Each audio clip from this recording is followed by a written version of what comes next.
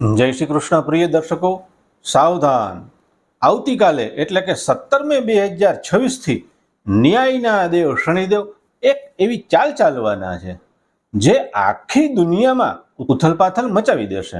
શનિદેવ પૂરા 30 વર્ષ પછી પોતાના પ્રિય રેવતી નક્ષત્રમાં પ્રવેશ કરી રહ્યા છે. તમારી રાશિ માટે આ સમય વરદાન બનશે કે ચેતવણી? ચાલો જાણીએ આ વિડીયોમાં.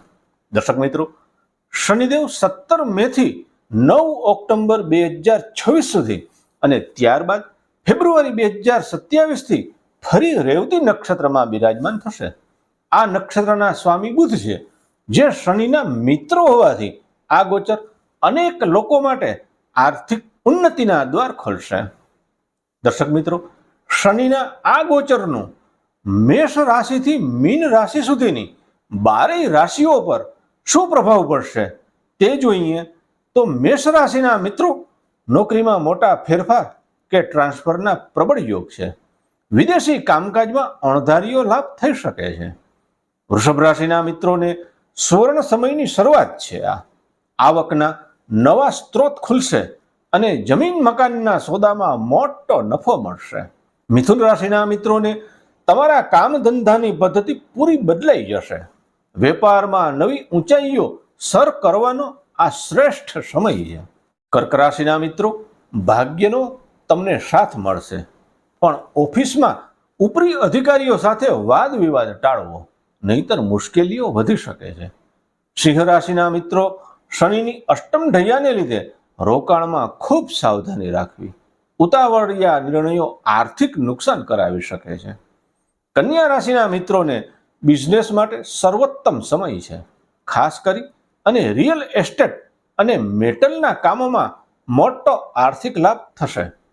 તુલા રાશિના દર્શક મિત્રો, નોકરીમાં પ્રમોશન અને ઇન્ક્રીમેન્ટના પૂરા સંકેત છે. સરકારી કાર્યોમાં ધાર્યા પ્રમાણે સફળતા મળશે. વૃશ્ચિક રાશિના મિત્રો, તમારી હોબી હવે તમારો નવો બિઝનેસ બનશે. શિક્ષણ અને સ્પર્ધાત્મક પરીક્ષાઓમાં મોટી સફળતા મળશે. ધનુરાશિની વાત કરીએ તો ધનુરાશિના જાતકોને માનસિક તણાવ અને ઇરિટેશન વધી શકે છે. કાર્યસ્થળ પર મોટા અનિચ્છનીય ફેરફારો માટે તૈયાર રહેવું પડશે. મકર રાશિના મિત્રો, શાળા સાથી પૂરી થયા પછી હવે ભાગ્યોદયનો આ સમય છે. નવા પ્રોજેક્ટ શરૂ કરવા માટે આનાથી સારો સમય બીજો કોઈ ન હોય. કુંભ રાશિના મિત્રોને અચાનક મોટો ધનલાભ કે અટકેલા પૈસા પાછા મળશે. તમારી કરિયરમાં એક મોટું અને પોઝિટિવ પરિવર્તન આવશે.